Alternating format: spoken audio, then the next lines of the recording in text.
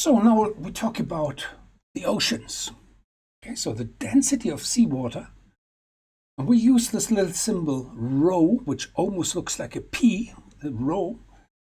The density depends on both temperature and salinity. Okay? The temperature and salinity are independent of each other and so-called conservative property. Salinity is the salt concentration in the ocean, and temperature is a measure of the internal energy. Independent means if I warm up seawater, the salinity will not change. Okay? Or if I add salt, the temperature will not change.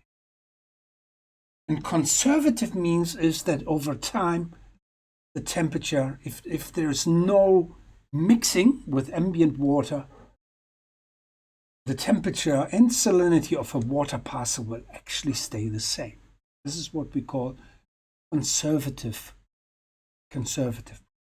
So now just the relatively simple relationships.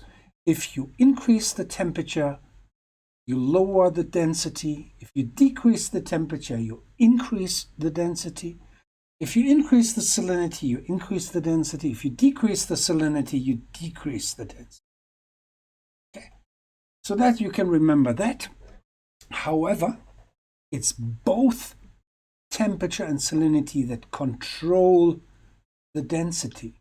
So you can have a situation where a low salinity actually supports cold water near the sea surface. Okay? You can also have the situation where a high temperature increases a higher salinity near the surface. And this is important to remember, that it's the combination that determines the density. So if you now measure temperature and salinity as a function of depth, then you can have actually a quite complex changes of temperatures and salinities. And as shown here in this diagram, this is a temperature salinity diagram. Okay, on the x-axis it's salinity, in units PSU. It's essentially equivalent to grams per kilogram. Okay, and on the x-axis you have something we call potential temperature. Okay, I make a note on that in a minute. Okay? And all these dots here are observations of temperature and salinity. So each dot in this diagram corresponds to a measurement of temperature and salinity. Okay? Then you have these lines, and these lines are actually the contours of density minus 1000. Okay, you see a line 27, which means here the density is 1027 kilograms. And you can now see that you have some color coding here, and the colors give you the depth. Here you have the lightest water near the surface. It's up here at the top of this diagram, and then you can come to, let me get the mouse activated.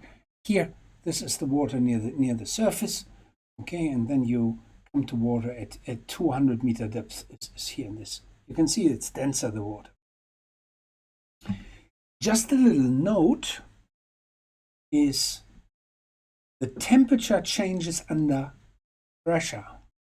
Pressure is essentially proportional to the weight of the fluid column above a certain location, and the pressure increases linearly with depth in the ocean. Okay? If you increase the pressure, you get also a temperature effect. Okay, temperature effect, increasing the pressure increases the temperature. Okay, and now if you want to now compare water masses from different depths, we use a concept called potential temperature, where you, in your mind, move water to the same level, you remove the pressure effect, and then you can compare the temperature. So this is what we call potential temperature. And the associated density is called potential density. Okay? But anyway, so this is just an additional effect that comes into play because of pressure, the depth. It's a function of the depth of the ocean. All right. Okay. So